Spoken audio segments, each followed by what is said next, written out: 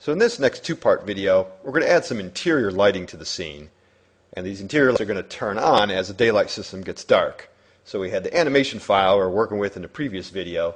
And I've got to set some settings here to go back to just rendering out a single frame. So you can hit F10, and under my common parameters, right now it's set to export out an animation file. So I'm going to change my time output to single. So now I want to just start rendering single frames again as I add these interior lighting.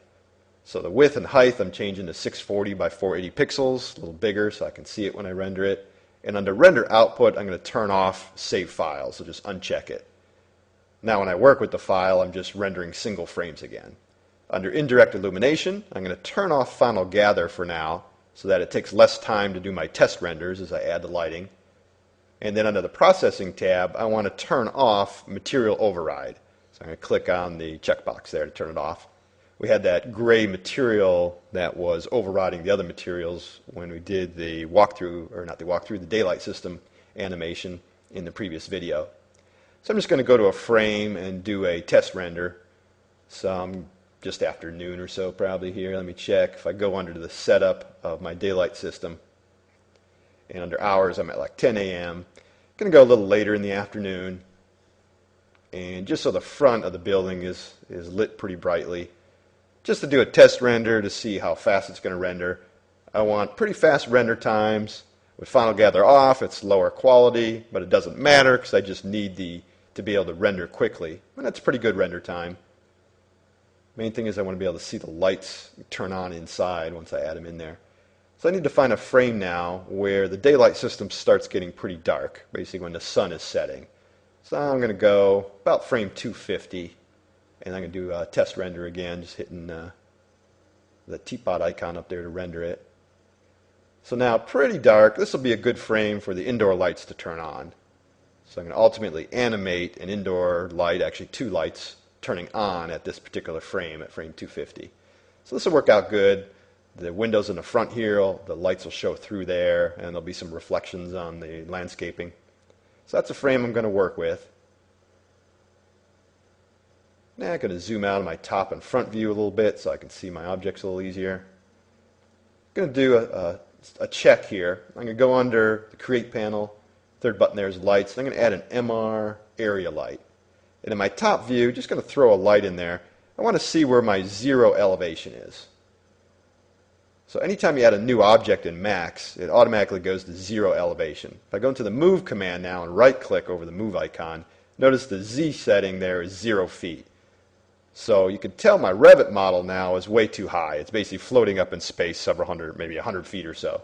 So it's too high up. I'm going to have to move that down.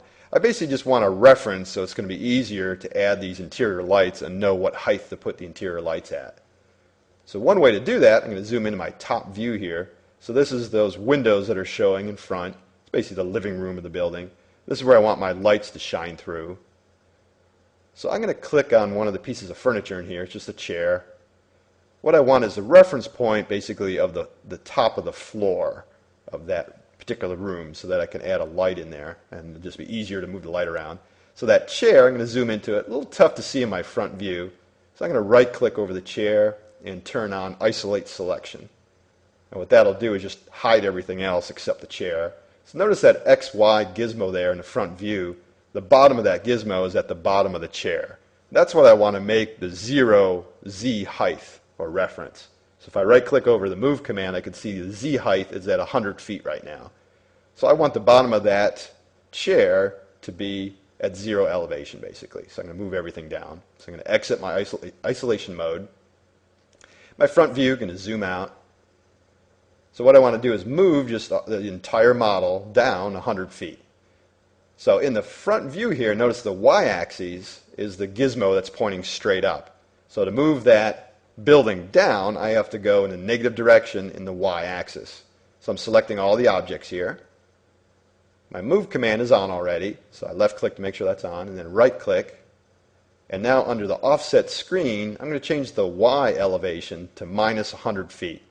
I want that entire building to move down 100 feet. The model just didn't come in at the right elevation when I brought it in from Revit earlier, so I'm just fixing that. And I could have done this early in the process. It just wasn't really an issue until I put these indoor lights in. I'm just trying to make it easier on myself here. So the model's been moved. Now I'm just going to go into my perspective view. I did a zoom extents. I clicked on the lower right corner of the screen there to just be able to see the model in each view. And on my perspective view, just hold my wheel mouse down and panning and zooming to get that view back that I had before where I was looking at the front of the building. And just clicking out in space there just to deselect everything. So now I'm at the proper elevation. Basically that floor that chair was sitting on, the floor, the room where the lights are going to go, now I know the top of that floor is at Z equals 0. It's at 0 elevation. So now when I put a light in here, it's going to go right at 0 elevation. It's basically going to sit on the floor of that room. Then I'll be able to move the light. So now I'm going into my lights again over here in my Create panel, the MR Area Omni, selecting that particular type of light. And then in that room, in the top view, easiest place to put a light is in your top view. And it's going to be a little tough to see, but in my front view, I'm going to zoom in. The light right now is sitting right on the floor. And you just kind of get used to seeing through all the different objects and trying to find stuff. Now I want to move that light upwards, so I'm going to right click and notice the Z-axis is at 0, so that light is sitting on the floor. I'm going to move that up to about 15 feet. So inside that room, I know I have a high ceiling. I'm going to move that light up 15 feet. And a little hard to see. But you can just see with that gizmo, since the move icon is selected, the move command, the gizmos show. So a little easy to see. And that's a little high. Now I can just manually move it. I'm hovering over that Y-axis in the front view and just moving the light down a little bit. Then I'm going to right-click over the move icon, and it went up a little over 8 feet. So that might be a little too low. So I can just move it up a little bit. So you can precisely enter in that elevation or just move it manually. It's really whichever you prefer. So top view, this is basically going to light that half, that side of that room. Now I just hit H on the keyboard, and under my display settings up here, I just have lights selected, display lights. And notice my daylight system shows up in my new MR Area Omni. It's an easy way to select objects. I can just double click on that Area Omni light, and that selects the light. Because it can get hard to select objects when there's a bunch of things going on like we have here.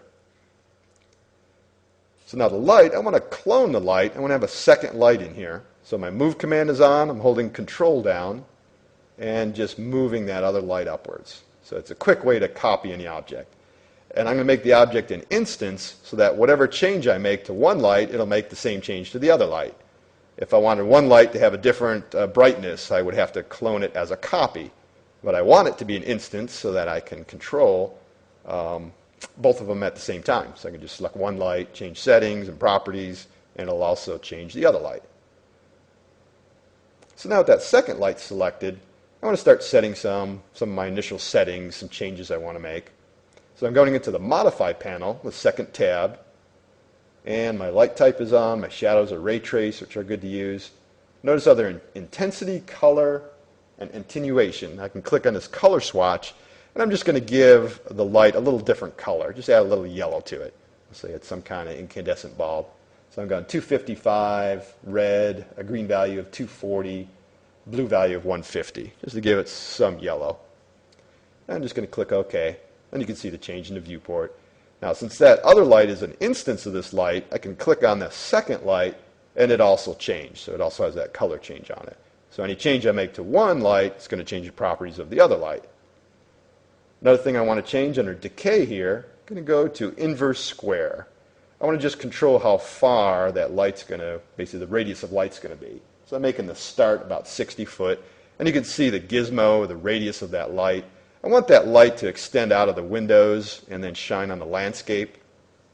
And that's a setting you always have to change. So in the second part of this video, we'll add some more changes to the lights and actually animate them.